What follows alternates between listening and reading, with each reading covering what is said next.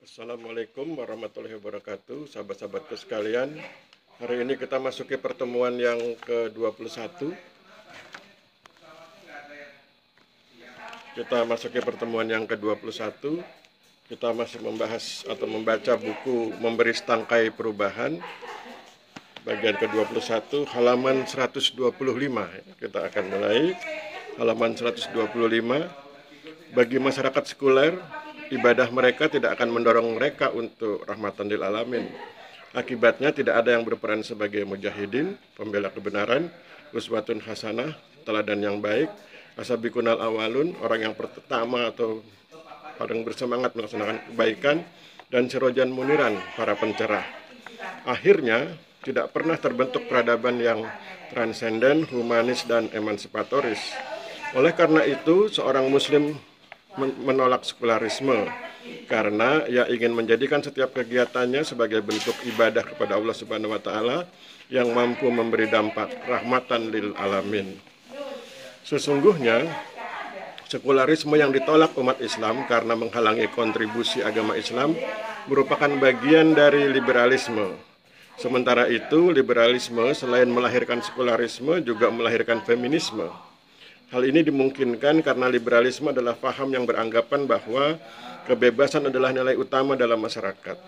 Sebagai paham dogmatis andalan Barat, selanjutnya liberalisme dikemas menjadi filsafat yang kemudian disusupkan ke berbagai ranah, termasuk ke ranah gerakan wanita, yaitu feminisme. Feminisme adalah paham yang menyatakan bahwa wanita adalah makhluk terbaik dan tertinggi derajatnya sehingga berhak untuk mendominasi laki-laki. Untuk menebarkan ajarannya, paham ini menggunakan perspektif konflik dalam melihat relasi laki-laki dengan perempuan atau suami dengan istri. Akibatnya, rumah tangga bagaikan ring tinju, karena baik laki-laki maupun perempuan berjuang sekuat tenaga untuk memperoleh dominasi. Pekerjaan domestik, ibu rumah tangga, dengan pekerjaan publik, wanita karir dilihat secara strukturatif, di mana pekerjaan publik dianggap lebih tinggi derajatnya daripada pekerjaan domestik. Akibatnya wanita berbondong-bondong keluar rumah. Mereka memasuki pabrik-pabrik, kantor-kantor, dan tempat karir lainnya. Anak-anak mereka dititipkan di PAUD, pengasuhan anak usia dini, sejak pagi hingga menjelang malam. Padahal PAUD memiliki tugas mulia, yaitu membantu orang tua mengasuh atau mendidik anak sejak dini, agar saat remaja dan dewasa maka anak-anak ini dapat menjadi remaja atau dewasa yang berkualitas. Dengan kata lain, sesungguhnya PAUD tidaklah dimaksudkan untuk mendorong wanita berbondong-bondong keluar rumah. Sesungguhnya PAUD dimaksudkan untuk mendukung regenerasi yang berkualitas. Bukankah Allah telah mengingatkan bahwa wanita hendaklah menghindari keburukan? Lihat Quran surat 33 ayat 30. Dengan melakukan kebaikan, lihat Quran surat 33 ayat 31.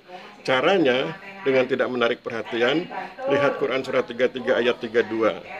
Oleh karena itu, wanita hendaklah berada di rumah, lihat Quran surat 33 ayat 33, agar ia terhindar dari ekses pekerjaan publik yang berupa komoditisasi wanita dan agar ia dapat fokus pada pekerjaan domestik yang berupa pengelolaan regenerasi.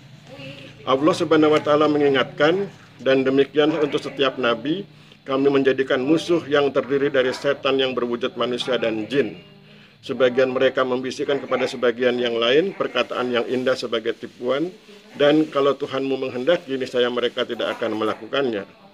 Maka biarkanlah mereka bersama kebohongan yang mereka ada-adakan, dan agar hati kecil orang-orang yang tidak beriman kepada akhirat tertarik pada bisikan itu dan menyenanginya, dan agar mereka melakukan hal-hal yang biasa mereka lakukan. Quran surat 6 ayat 112 sampai dengan 113. Firman Allah Subhanahu wa taala dalam Quran surat 6 ayat 112 sampai 113 menjelaskan bahwa pertama, setiap masa selalu ada setan yang berwujud manusia, atau selalu ada manusia yang berpikir, bersikap, bertindak, dan berperilaku sebagaimana setan. Kedua, para setan ini membisikkan berbagai tipuan yang indah kepada umat manusia yang merupakan kebohongan yang diada-adakan. Ketiga, orang-orang yang tidak sungguh-sungguh berpegang teguh pada nilai-nilai Islam akan mudah tertarik pada tipuan yang indah tersebut. Keempat, Orang-orang ini tidak menyadari bahwa ia tertipu oleh suatu kebohongan yang diada-adakan oleh setan berwujud manusia. Lihat juga Quran surat 114. Berdasarkan firman Allah Subhanahu wa taala dalam Quran surat 6 ayat 112 sampai 113, maka pada tiap masa selalu ada orang yang berperan sebagai setan yang membisikkan berbagai tipuan yang indah kepada umat manusia. Sebagai contoh, gencarnya promosi liberalisme yang saat ini dianggap sebagai sistem filsafat terbaik di dunia, padahal ia menyengsarakan manusia. Secara ilmiah dikenali adanya dua macam liberalisme, yakni liberalisme klasik sejak abad ke-16 dan liberalisme modern sejak abad ke-20. Setelah hadirnya liberalisme modern, liberalisme klasik tetap ada. Liberalisme modern tidak mengubah hal-hal yang mendasar yang terdapat pada inti liberalisme klasik, melainkan hanya ada tambahan-tambahan saja dalam versi baru liberalisme modern. Contoh, dalam liberalisme klasik, keberadaan individu dan kebebasan sangatlah diagungkan. Maka dalam liberalisme modern, prinsip ini lebih dikembangkan dan diperluas hingga masuk ke ranah ekonomi, kapitalisme, politik, demokrasi, teologi, pluralisme, dan gerakan wanita, feminisme. Tepatnya, liberalisme modern tidak mengubah hal-hal yang mendasar atau prinsip inti, core principles, dalam liberalisme klasik, sehingga keberadaannya tidak mengakhiri liberalisme klasik. Prinsip inti dalam liberalisme antara lain menyebutkan bahwa keberadaan individu dan kebebasannya haruslah diagungkan. Secara umum, liberalisme mempromosikan adanya masyarakat bebas yang dicirikan oleh kebebasan berpikir para individunya. Liberalisme menolak adanya pembatasan, khususnya pembatasan dari pemerintah dan agama. Liberalisme akan tumbuh subur dalam sistem ekonomi yang kapitalis, sistem politik yang demokratis, sistem teologi yang pluralis, dan gerakan wanita yang feminis. Sebagaimana diketahui, ada 3 hal mendasar yang diagungkan oleh liberalisme, yaitu kehidupan atau life, kebebasan atau liberty, dan hak milik atau property. Cita-cita liberalisme mewujudkan masyarakat yang bebas tanpa batasan atau koridor bertentangan dengan fitrah manusia. Sebagaimana diketahui, indera manusia terbatas, maka membebaskan manusia berarti membiarkan manusia bergelimang dalam segala sesuatu yang diketahui secara terbatas. Akibatnya, manusia akan mudah cedera dan kehilangan kesempatan memperoleh kebahagiaan yang sesungguhnya. Dalam perspektif Allah Subhanahu wa taala, kebebasan manusia haruslah berada dalam koridor nilai-nilai Islam, yaitu akidah, ibadah, muamalah, adab, dan akhlak. Manusia bebas berpikir, bersikap, bertindak, dan berperilaku sepanjang sesuai dengan nilai-nilai Islam. Ketentuan ini perlu dilaksanakan oleh manusia karena ketentuan ini ditetapkan Allah Subhanahu wa taala yang merupakan pencipta semesta alam, termasuk menciptakan manusia. Dengan demikian, kata Islam merupakan kata yang bertentangan makna dengan kata liberalisme dan liberal. Oleh karena itu, kata Islam tidak dapat disandingkan dengan kata liberal, misal Islam liberal. Sebab Islam selalu mengagungkan hidup dalam koridor akidah, ibadah, muamalah, adab, dan akhlak, sedangkan liberal bermakna hidup bebas tanpa koridor. Kalaupun ada koridor, maka koridor penganut liberal adalah koridor buatan manusia dan bukan koridor yang ditetapkan Allah Subhanahu wa taala. Dengan demikian, istilah Islam liberal merupakan istilah yang contradictio interminis, bertentangan makna antara masing-masing istilahnya. Allah Subhanahu wa taala mengingatkan, maka karena itu serulah kepada mereka agama Islam dan tetapkan pendirianmu sebagaimana engkau diperintahkan oleh Allah. Dan janganlah mengikuti hawa nafsu mereka, orang-orang sesat, serta katakanlah aku beriman dengan hal-hal yang diturunkan Allah melalui kitabnya Al-Quran, dan aku diperintahkan agar berlaku adil di antara kamu. Allah adalah Tuhan kami dan Tuhan kamu. Bagi kami amalan kami, dan bagi kamu amalan kamu. Tidak ada perbantahan antara kami dan kamu. Allah akan mengumpulkan kita, dan hanya kepadanya tempat kembali. Firman Allah Subhanahu wa taala dalam Quran surat 42 ayat 15 mengingatkan seorang muslim untuk tetap tegar menghadapi penganut liberalisme. Bagi seorang muslim, pendiriannya telah tetap bahwa ia akan tunduk pada ketentuan Allah Subhanahu wa taala. Seorang muslim tidak akan mengikuti liberalisme karena paham ini sesat dan menyesatkan. Namun demikian, seorang muslim siap berdialog dengan penganut liberalisme untuk memberitahukan tentang kesesatan liberalisme dan mengajak penganut liberalisme kembali pada nilai-nilai Islam. Kesiapan seorang muslim berdialog dengan penganut liberalisme didasari keinginan untuk berbagi kesadaran dan pengetahuan tentang fitrah manusia. Agama Islam mengarahkan agar setiap manusia hidup dalam koridor yang benar, yaitu koridor nilai-nilai Islam yang terdiri dari akidah, ibadah, muamalah, adab, dan akhlak. Sesungguhnya, orang-orang yang berkualitas membutuhkan koridor sebagai pembatas aktivitasnya, agar ia dapat berkreasi sebebas-bebasnya dalam koridor yang ada. Dalam masyarakat modern, liberalisme tumbuh dalam sistem demokrasi karena keduanya sama-sama mendasarkan kebebasan mayoritas. Dengan kata lain, keduanya sama-sama menganut antroposentrisme, yaitu faham yang mempertuhankan manusia. Sementara itu, dalam nilai-nilai Islam ditetapkan bahwa setiap manusia perlu tunduk pada ketentuan, perintah, dan larangan Allah Subhanahu wa Ta'ala. Dengan kata lain, ketentuan bukan diputuskan oleh manusia, melainkan oleh Allah Subhanahu wa Ta'ala. Sekalipun manusia-manusia itu berhimpun dalam kelompok mayoritas. Dalam nilai-nilai Islam, penentu kebenaran bukanlah suara mayoritas, melainkan Allah Subhanahu wa Ta'ala. Kehidupan, kebebasan, dan hak milik yang ada pada manusia haruslah diabdikan kepada Allah Subhanahu wa Ta'ala. Berdasarkan nilai-nilai Islam diketahui bahwa ada beberapa prinsip liberalisme yang buruk dan memiliki daya rusak konseptual yang tinggi. Antara lain, pertama, prinsip hold the basic equality of all human being dalam liberalisme. Saya ulang, pertama, prinsip hold the basic equality of all human being dalam liberalisme. Prinsip ini berarti kesempatan yang sama bagi setiap manusia. Sesungguhnya prinsip ini memuat kezaliman ketika dilaksanakan atau diimplementasikan.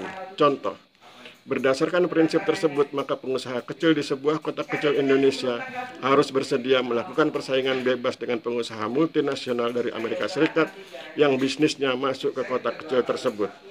Padahal kebesaran pengusaha di negara-negara maju diawali oleh fasilitasi negara, yang mana negara tersebut dahulunya menguras kekayaan negara-negara miskin melalui penjajahan atau kolonialisme. Dengan demikian, prinsip ini merupakan cara negara-negara maju menyembunyikan dosa sejarah mereka, yaitu kolonialisme. Kedua, prinsip treat the others reason equally dalam liberalisme. Saya ulang, kedua, prinsip treat the others reason equally dalam liberalisme. Prinsip ini berarti kesetaraan pendapat setiap manusia. Sesungguhnya prinsip ini memuat kezaliman ketika dilaksanakan atau diimplementasikan. Contoh, berdasarkan prinsip ini, maka pendapat yang menimbulkan manfaat setara dengan pendapat yang menimbulkan kerusakan bagi masyarakat. Oleh karena kedua pendapat yang bertentangan ini setara, maka keduanya harus dilaksanakan. Untuk itu, pemerintah atau negara harus memfasilitasi kegiatan yang bermanfaat bagi masyarakat dan juga memfasilitasi kegiatan yang merusak masyarakat. Akibatnya, pemerintah atau negara berfungsi sebagai agen perusak bagi masyarakatnya. Ketiga, prinsip government by the consent of the people or the governed, yang berarti pemerintah harus bertindak menurut kehendak rakyatnya atau yang dipimpinnya. Prinsip ini kemudian melahirkan prinsip the rule of law, yang berarti berlakunya hukum pada jalannya dan perlindungan hak asasi manusia. Prinsip government by the consent of the people or the governed sesungguhnya memuat kezaliman ketika dilaksanakan dan diimplementasikan. Berdasarkan prinsip ini, maka pemerintah harus menuruti kehendak rakyatnya, sekalipun kehendak itu berisi kejahiliahan dan kezaliman. Kerusakan semakin parah ketika kejahiliahan dan kezaliman dijadikan substansi hukum yang kemudian dijalankan dengan berpegang pada prinsip the rule of law. Akibatnya, pemerintah dan negara menjalankan pemerintahan dan hukum yang jolim dan jahiliyah. Akibatnya, berlakulah prinsip the rule of law dan hak asasi manusia yang jolim atau menganiaya dan jahiliyah atau bodoh. Prinsip the rule of law yang berarti berlakunya hukum pada jalannya mempersyaratkan adanya hukum tertinggi, yaitu undang-undang, man-made, yang berpeluang bertentangan dengan ketentuan Allah Subhanahu wa Ta'ala, God-made. Contoh, pernikahan siri atau pernikahan yang sah berdasarkan ketentuan Allah Subhanahu wa taala yang tidak didaftarkan pada kantor urusan agama Islam, maka pelakunya berpeluang dikriminalisasi, diproses sebagai pelaku tindak kejahatan. Keempat, prinsip the emphasis of individual, yang berarti pengutamaan kepentingan individu.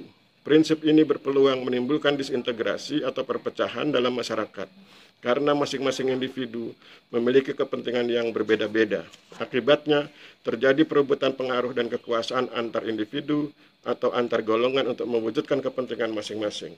Kelima, prinsip the state is instrument, yang berarti negara hanya sebagai alat.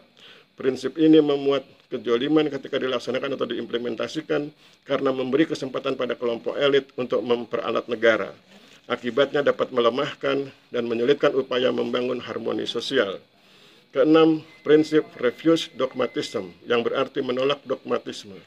Prinsip ini bertentangan dengan fakta karena sesungguhnya liberalisme adalah sebuah dogma, dan dengan demikian apabila prinsip refuse dogmatism dilaksanakan, maka seharusnya diwujudkan dengan menolak liberalisme. Ketujuh, prinsip pengetahuan didasarkan pada pengalaman. Prinsip ini seharusnya menyadarkan penganut liberalisme bahwa oleh karena pengetahuan didasarkan pada pengalaman, maka kebenaran manusia dapat berubah-ubah. Hal ini seharusnya menyadarkan penganut liberalisme bahwa kebenaran mereka relatif.